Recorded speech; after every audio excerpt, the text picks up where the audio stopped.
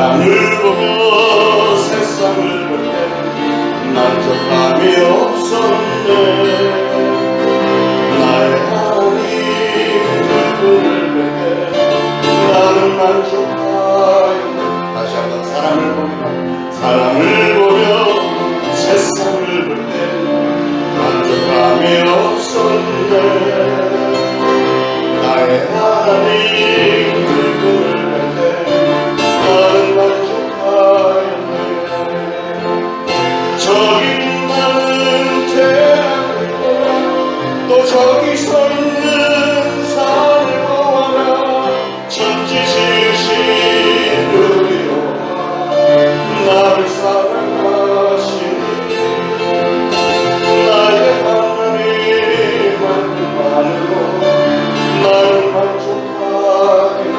다시 한번 하면 사람을 보며 세상을 보며 만족함이 없었네. 나의 하나님 그분을 볼 때 나는 만족하였네. 저기 빛나는 태양을 보아 또 저기 서 있는 산을 보아라. 천지 지으신 우리 여호와 나를 사랑하시니 나의 하나님 만큼만으로 나는 만족하네. 사람을 보며 세상을 볼 때 만족함이 없었네. 나의 하나님 그분을 볼 때 나는 만족하네. 동남풍아 불어라. 서북풍아 불어라. 다시가 때를 갚아낼 수야. 할렐루야. 다시가 때를 갚아 예수 향기하리. 할렐루야. 동남풍아 불어라. 동남풍아 불어라. 서북풍아 불어라. 다시가 때를 갚아 예수 향기하리. 할렐루야. 다시가 때를 갚아 예수 향기하리. 할렐루야. 할렐루야. 아멘. 할렐루야. 할렐루야. 아멘. 할렐루야. 아멘.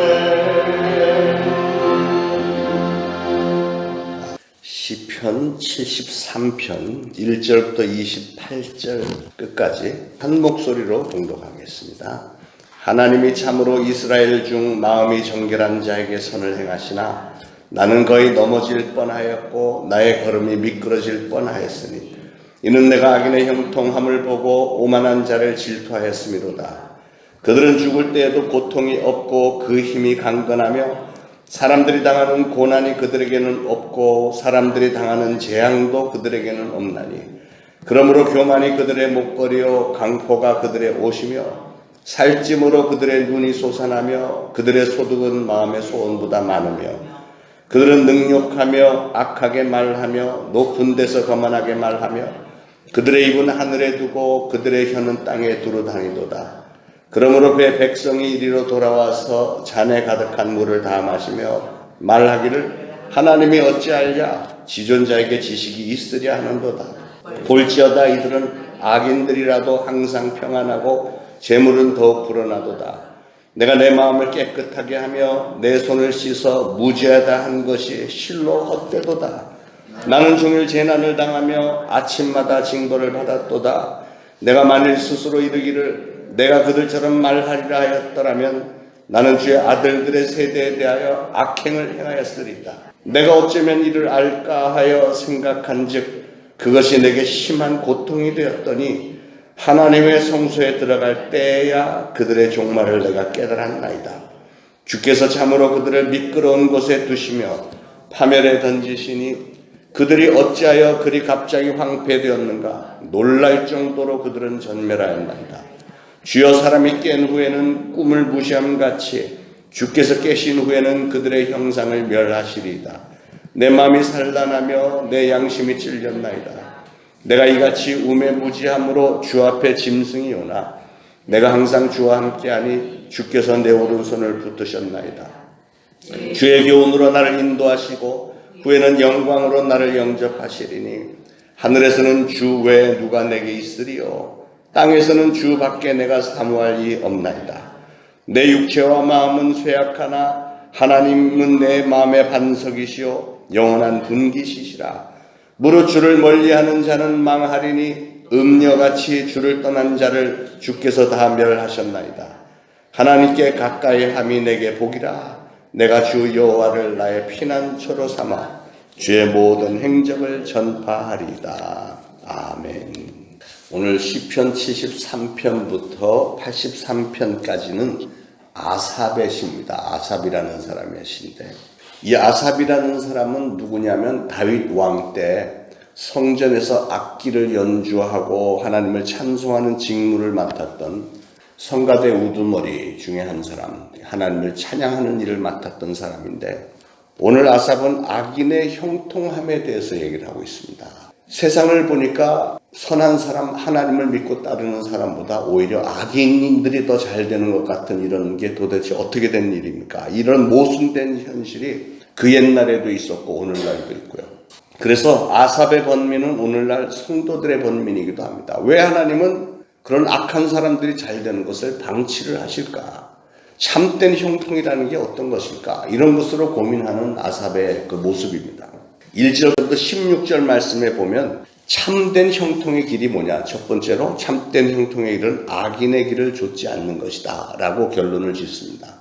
하나님을 모르고 하나님을 멸시하고 조롱하고 비방해야 되는 그런 세상의 악인들이 세상에서는 잘된 이유가 도대체 무엇일까? 아삽은 그 문제를 놓고 번민하고 갈등하다가 거의 실족할 뻔한 상태까지 이르게 됐다는 거죠. 2절에 나는 거의 넘어질 뻔하였고 나의 걸음이 미끄러질 뻔하였으니 이는 내가 악인의 형통함을 보고 오만한 자를 질투하였음이로다. 악인들이 잘 되는 걸 보니까 속이 터져서 못 살겠더라는 거죠. 하나님이 없이 수단과 방법을 가리지 않고 제멋대로 살아가는 자들이 그렇게 형통하고 건강하고 4절에 보니까 그들은 죽을 때에도 고통이 없고 그 힘이 강건하며 기가 막힌 일이죠. 그리고 보니까 그들은 고난과 재앙도 없는 것 같아요. 5절 사람들이 당하는 고난이 그들에게는 없고 사람들이 당하는 재앙도 그들에게는 없나니 또 그들은 평탄하고 평안하고 재물을 더해가는데 12절에 볼지어다 이들은 악인들이라도 항상 평안하고 재물은 더 불어나도다. 요즘에 뉴스들을 보면 여러분들 속이 많이 터지죠. 권력을 잡은 자들이나 아니면 어떤 그 이익될 만한 걸 붙든 사람들이 뭐 그냥 뒷전에서 돈 모아드리는데 나중에 보면은 1년에 10억씩 20억씩 막 재산 축적한 사람들이 다 드러나도 자기는 아니라고 막 해버리면은 그냥 또 지나가는 거예요. 권력을 잡은 사람들 편이니까. 최근에는 그 위안부를 위해서 30년간 수고했다는 사람이 그 위안부들은 일본 사람들한테 당한 것도 억울한데 자기 민족들한테 이용당하고 이렇게 하는데 그런 사람들이 국회의원까지 돼요. 뻔뻔스럽게. 그런데도 괜찮습니다. 그냥 다 지나갑니다. 뭐 아무리 한쪽에서 떠들고 그래도 그냥 지나가는 이런 모습을 보면 여러분 속이 터지잖아요. 근데 우리는 그 힘이 없어요. 거기다 내가 뭘 할 수 있는 힘이. 그냥 권력을 잡은 사람들은 그냥 그러고 가는 거예요.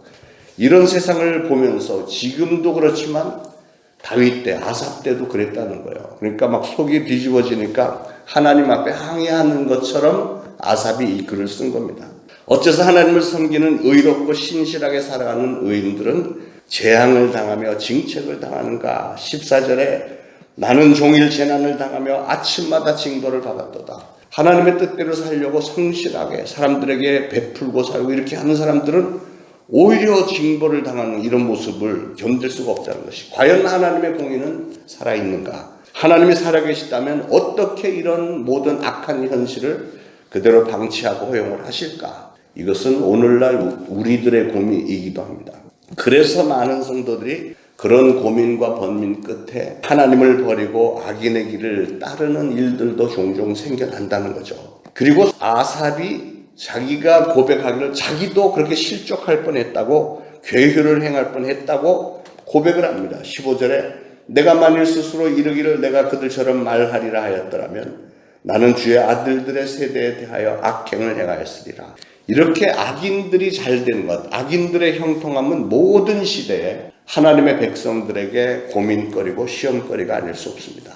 그러나 그럼에도 불구하고 성도들은 결코 악인의 길을 좇지를 말아야 한다. 왜냐하면 그것이 겉으로 보기에는 일시적으로 화려하고 형통해 보이는 것 같지만 그것의 실상을 들여다보면 사실은 거기에는 악이 득실되는 것이고, 악인의 길에는 세상에 교만이 있고 강포가 있고 탐욕이 있기 때문에 그렇습니다. 6절에 그러므로 교만이 그들의 목걸이요 강포가 그들의 옷이며 살찜으로 그들의 눈이 솟아나며 그들의 소득은 마음의 소원보다 많으며 그랬습니다.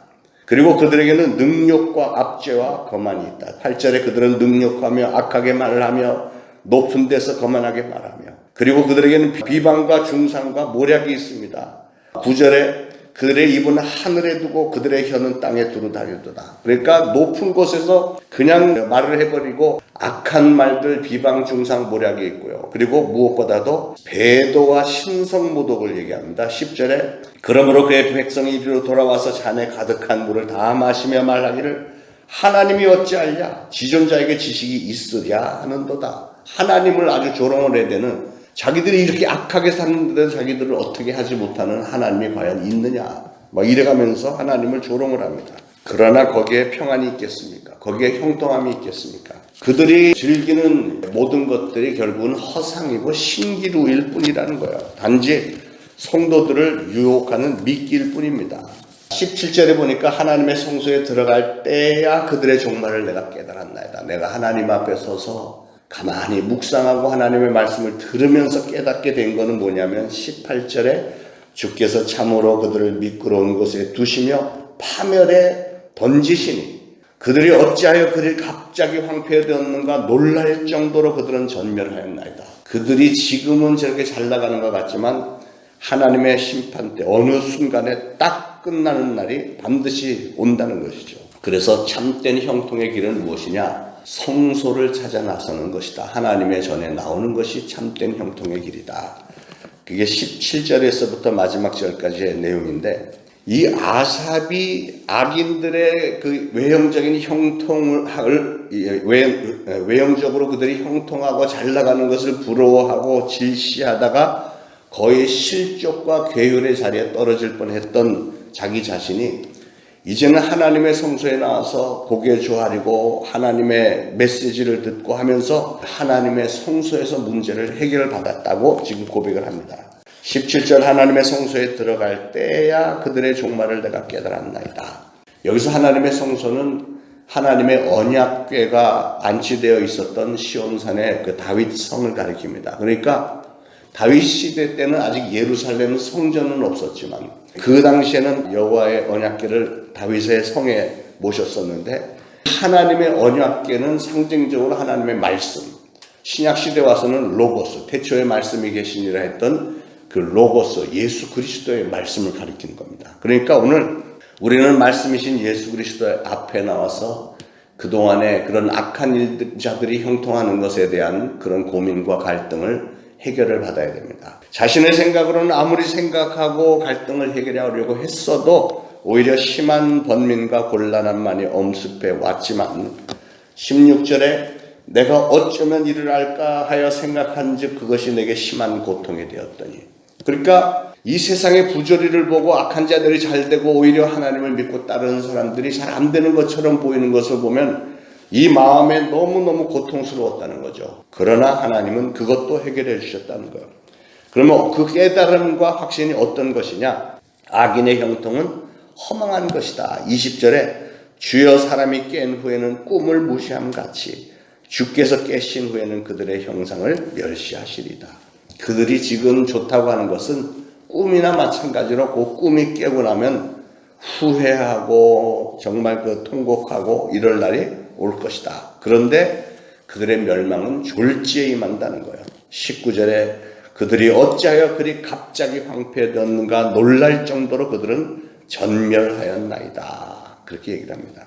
여러분, 세상은 악한 마귀가 지배하는 세상이기 때문에 악한 마귀는 막 이걸 막 부추기는 거예요. 그래서 악한 자들은 일시적으로는 상당히 잘 되는 것 같지만, 그러나 파도가 한번 몰아치고 나면 그 흔적조차 찾아보기 힘든 모래 위에 지은 집이나 다름이 없다 하는 것을 아삽은 깨달았습니다. 그래서 아삽은 잠깐이나마 악인의 형통을 부러워했고, 그로 인해서 실족까지 할 뻔했던 자기 자신을 가리켜 짐승처럼 우매했었구나, 이렇게 회개를 합니다. 22절에 내가 이같이 우매무지함으로 주 앞에 짐승이오나, 그게 그 말이에요. 이런 깨달음 속에서 아삽은 한 걸음 더 나가서 성도들을 향한 하나님의 인도와 구원의 손길을 확신을 합니다. 23절에 내가 항상 주와 함께하니 주께서 내 오른손을 붙드셨나이다. 주의 교훈으로 나를 인도하시고 후에는 영광으로 나를 영접하시리니. 결국 아삽은 25절에서 주 밖에는 사모할 자가 없나이다. 25절 하늘에서는 주 외에 누가 내게 있으리요 땅에서는 주 밖에 내가 사모하리 없나이다. 아삽은 이제 하나님 한 분만으로 마음의 반석과 영혼의 분깃으로 삼았다고 고백을 합니다. 26절에 내 육체와 마음은 쇠약하나 하나님은 내 마음의 반석이시요 영원한 분깃이시라. 이제 아삽은 더 이상 악인들의 형통함을 부러워하지도 않고 질투하지도 않습니다. 오직 하나님만으로 피난처를 삼고 복으로 삼았다라고 결단을 합니다. 28절 하나님께 가까이 함이 내게 복이라. 내가 주 여호와를 나의 피난처로 삼아 주의 모든 행적을 전파하리다. 이렇게 아삽은 하나님의 말씀으로 인해서 실족의 자리에 있었다가 이제는 감사의 자리로, 번민의 자리에 있었다가 이제는 기쁨의 자리로 나올 수 있었다는 것이에요. 결론 짓습니다. 여러분, 세상 돌아가는 일들은 다 과정을 거치죠. 과정 순간순간도 때로는 중요하게 보일지 모르지만 이런 과정들보다 중요한 건 제일 끝이 중요합니다. 결론이 중요합니다. 마지막 순간이 중요해요. 제일 마지막에 심판장 되시는 예수님은 이 세상의 모든 불합리한 일들과 악인들의 그 형통함을 완전히 마감하시고 온전한 공의가 완전히 이루어지게 하실 줄로 믿으시길 바랍니다. 그러므로 우리의 본분은 날마다 나를 창조하신 하나님의 말씀 가운데서 하나님이 기뻐하시는 뜻 따라서 그렇게 사심으로 최후의 그리고 참된 형통을 받아 누리시기를 예수 그리스도로 축원합니다. 기도하겠습니다. 하나님, 아삽의 그 고민과 번민이 때때로 우리의 고민과 번민이 되기도 합니다. 세상은 참 부조리한 세상, 악한 마귀가 집권을 하고 기승을 부리고 있는 세상이 분명한 것이 우리의 눈으로 볼 때 세상의 악한 자들이 형통한 것 같고, 오히려 하나님을 믿고 따르는 자들은 때로 억울한 일을 당하기도 하고, 또 우리가 믿고 섬기는 하나님을 비방하고 조롱하는 자들까지도 이렇게 세상에 만연한 가운데서 우리가 때로는 신앙을 놓고 번민할 때가 얼마나 많은지요. 그러나 그럼에도 불구하고 결국 아삽도 깨달았던 것처럼 저희들도 날마다 하나님의 성전에 나올 때마다 주시는 말씀이 저희들에게 커다란 위로와 힘이 되고 결국은 저희들의 소망이 됩니다. 오늘도 주신 말씀 붙들고 세상 사람들은 아무리 악하게 살고 그것이 잘하는 짓이라고 해도 우리는 거기에 휩쓸리지 않고 오로지 하나님의 뜻 가운데, 우리 하나님께서 기뻐하시는 뜻 가운데 신앙에 성공하고 장차 주님 앞에 설 그날을 저희들이 생각하면서 오늘 하루하루를 하나님의 뜻 가운데 승리하면서 살기를 원합니다. 그 놀라운 하늘의 지혜를 저희들에게 주시고 신앙의 결단들 주셔서 오늘도 하나님의 말씀